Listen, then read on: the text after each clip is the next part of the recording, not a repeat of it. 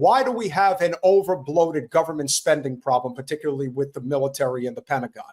It's because of all of the components that maneuver at all times as it relates to the state of Israel. And right now, we are on the precipice. I never thought I would be saying this, but it does seem, I could be wrong, I hope I am, but that we are on the precipice of World War III. That right now, it looks like this effing Zionist genocidal nation that we have attached ourselves at the hip to, which again, religion is just a front because it's all economics. We all know that. But we are prepared to go to war in the Middle East with Iran and start World War III. I mean, I sure as shit hope that's not the case. But right now, it's not looking too good. What do you guys think? Man, I'll say that I used to rep MAGA, and you might know that, Peter. Yeah. And this is one of the deciding things that has caused a split, and I don't rep MAGA anymore. I thought Trump was an anti-war. I know, don't laugh. Anthony, don't laugh at me. Don't laugh. I thought Trump was an anti-war president, and that's clearly not the case. He is bought out. He is a buffoon. He's a clown. And I think he's trying to do good things, but there's too much control around him. And maybe he's trying to leverage to get this deal with Iran. But the larger issue is, why do we need a deal with Iran? I don't need any deal with Iran. They're not. I have no beef with Iran. Do you have beef with Iran? I never had beef with them. So if they have beef with me, then somebody else caused it. And I'd like to hear what you think, Anthony, but I think it's a fundamental issue. It's not just about war. It's just about, well, what's the philosophy? Why are we even worried about Iran? I understand that we don't live in a bubble in the world, but I like the China plan. China's friends with Israel. They're friends with Iran. Or you could call them frenemies, whatever you want to call them. They don't have beef like that. So why do we? Yeah, I mean, for me, I always gave myself the freedom of swinging from left to right and being very politically curious. But I always considered myself someone who always followed the voice that was anti-war. When I was younger, I was a big Ron Paul guy. And then as I grew older, went into college, I became a big Bernie guy. And then there was really no voice after both of, I think, the most honest areas of the far left and far right that were anti-war were basically silenced and removed from the political duopoly that we see today, that is currently the uniparty. Trump, he wasn't like a refreshing person for me. He wasn't someone that I confided in right away. But after Joe Biden in 2020, I felt like there was really no other way to turn to but just letting the other side take charge and see what that might look like. And Trump always promoted himself as an anti-war guy, which his first term of office, it seemed like maybe he was an anti-war, but now it seems that they are so in bed with Israel and trying so hard to protect them that they have no choice but to be pro-war, because that is what Israel seems to be, is a pro-war nation. And if we are indebted to them in every single way, shape, and form, that we're constantly covering up for their mistakes, then it seems like then we have no choice but to be for war. This whole situation with Iran is very concerning to me, especially since going years back, I always believed that the traditional, the grand old party, the Republican Party of the 90s and 2000s always had an intention to go to war with Iran. The Democrats were always complacent, or at least kind of covertly had a personal interest in pursuing war with Iran as well. And so now we're seeing it take place, and Israel's leading the charge. And I also think we cannot underestimate, this comes full circle with the fact that our elected officials, including Alex Padilla, who tried to put on a little show in Los Angeles today, let's not forget how much of a Zionist supporter he is. Our elected officials are bought and paid for by corporate special interests. And there is no greater example of that than Trump taking $100 million from the Zionist queen herself, Miriam Adelson. Like, let's not forget that her intention is annexing the West Bank and creating greater Israel. And if that means that Iran is telling Israel, do not annex the West Bank, do not continue to move in on Turkey, Jordan, Egypt, and Syria, or we will go to war, especially with you threatening us.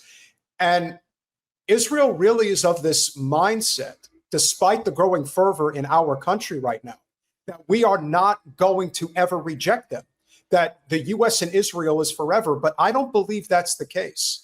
I believe that there are serious cracks in the armor, and I believe that there is going to be a reckoning of that relationship. And it may happen sooner rather than later, as far as I can see. Yeah, it comes to money too. You look back at the Middle East and Iran since '79, they've been working towards breaking away from America. Basically, before that, they were kind of like a vassal state, and for the oil industry and Wall Street. And since then, they've been like, no, we're our own people. So I think America is separate even from Israel. America really has beef with Iran. They don't like how they're operating. They've become too powerful, too much money, and they want to do something. I don't think this ends well because Iran is different than Lebanon. It's different than Syria. This is not some simple thing. So I'd like to hear what you think about where this goes, but this is not going to be a simple, we couldn't even defeat the Houthis. Not that I wanted war with them, but Iran's a whole different animal. Well, I'm going to show you guys credit to a person from the UK named Brian Berletic.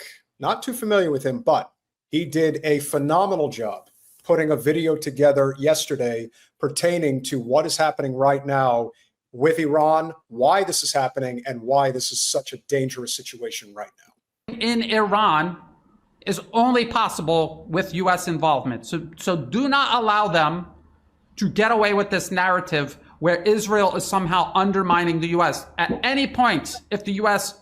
wishes this not to take place, it will not take place. All President Trump has to do is tell Israel, we will cut all the money we send you, billions and billions of dollars every single year. All of the weapons you are incapable of conducting military operations without, we will cut that. We will cut all of our intelligence, surveillance, and reconnaissance sharing with you. We will deny refueling capabilities around the region, and we will deny our air and missile defense capabilities in defense of your territory if you carry this strike out. And you know what will happen? Israel cannot possibly carry out the strike. And anything short of that is the U.S. giving Israel the green light to carry out this strike. Now, how do we know that that is the plan? Because it has been written and signed and dated policy papers stretching all the way back to 2009. This is Which Path to Persia? Options for a New American Strategy Toward Iran. It is published by the Brookings Institution. Who funds the Brookings Institution? We have several disclosures. This is from 2020. This is from 2023. This is from 2021. Various foundations, including the Bill and Melinda Gates Foundation. Ooh! Guys, I thought that Bill Gates, because he's a huge donor to the Democratic Party, that he's one of the good billionaires. And that's what I was told. I didn't think he was a psychopathic warmonger on behalf of Israel. But, you know, what do I know? Is this breaking news to you guys too? No, not breaking news. It's kind of funny to see the contradictions here. But I like that clip there because this is a larger thing than I think we even realize, because we're doing proxy wars everywhere. I mean, Russia. How are we going to do a proxy war with Russia? We can't even help Israel take over Gaza. They're basically leveled the place and still struggling there. And then now you're going to potentially go to Iran. How does that work? Well, it doesn't. Anthony? Again, I feel like this has always been the plan. I think the United States has always looked to Iran as the next thing. You know, it was with the Gulf War, and then going to Afghanistan, then going into Iraq, and now they want to go into Iran. And before, Israel wasn't as much of a factor like during the Gulf War, but it almost feels like how do I say this in a way that political correctness? Well, yeah, I mean, it's not that I'm trying to be politically correct. It's just that it's crazy to think that having our political leaders request that Israel back down and do the right thing, or face losing funding for war, is like considered anti-Semitic. Like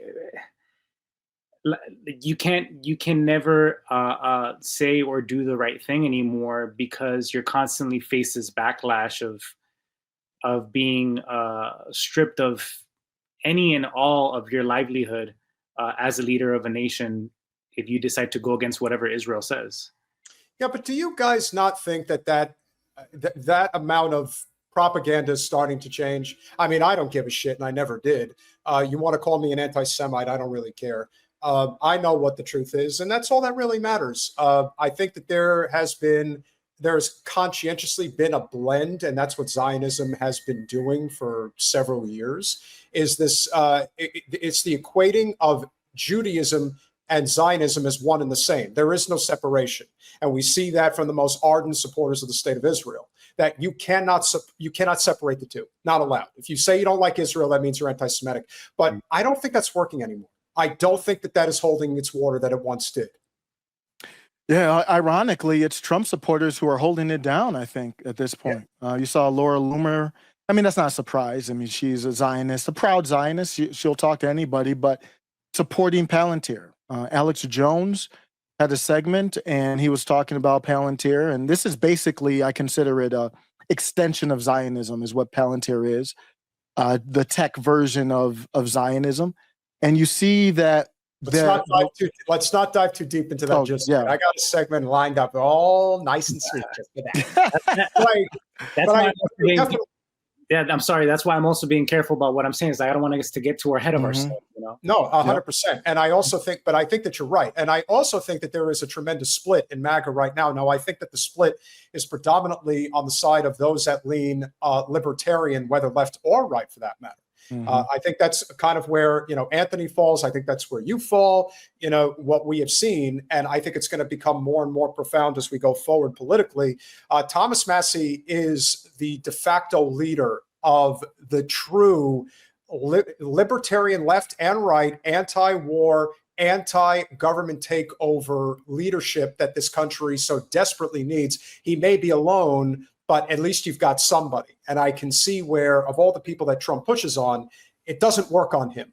And the consistency of people saying, back off of Massie, we're not supporting you on this, is substantially large. When you get into people like Loomer, that's a whole other story, and we're going to get to that. But I think what we're seeing right here is the effect, the serious economic, political, social effect of people remaining silent on the issue of Israel.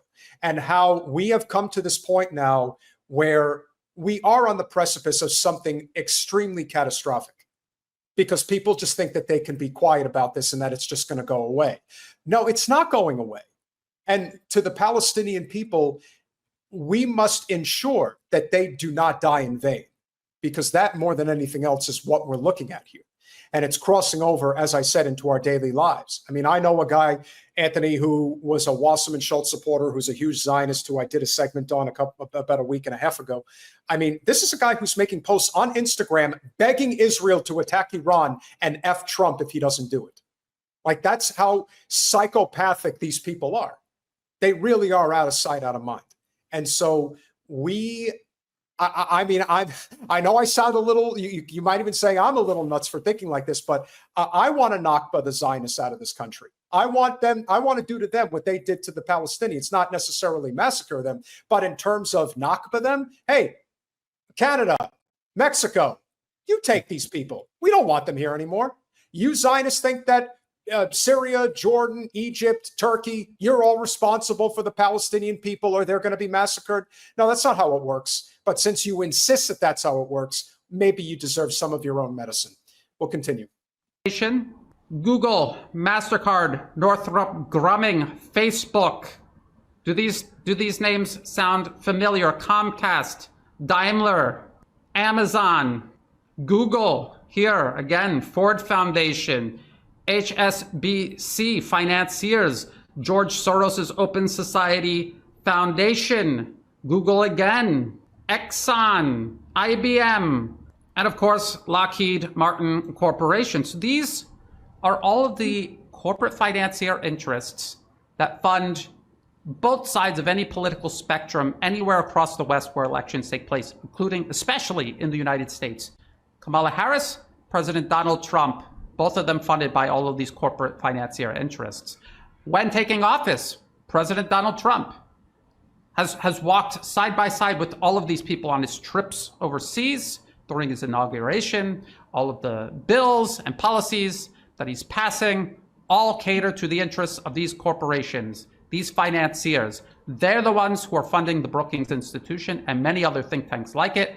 There's also Chapter 1, an offer Iran shouldn't refuse. Persuasion, and they're talking about diplomacy, but the diplomacy has nothing to do with actually coming to any sort of arrangement with Iran. It's all meant to create the illusion that the US tried diplomacy before resorting to war. And it says it here very explicitly. For those who favor regime change or military attack on Iran, either by the United States or Israel, these, again, they're always talking about the US and or Israel. There's a strong argument to made for trying this option first, inciting, so it has nothing to do with actually trying diplomacy. It just is a means of appearing to have tried diplomacy. Inciting regime change in Iran would be greatly assisted by convincing the Iranian people that their government is so ideologically blinkered that it refuses to do its best for the people and instead clings to a policy that could only bring ruin to the country.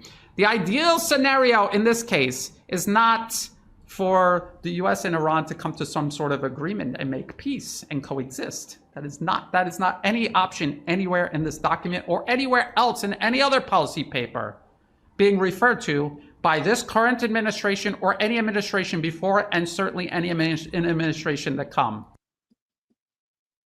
Exactly. Yeah, who is that guy? I'm sorry. He's good. I like that.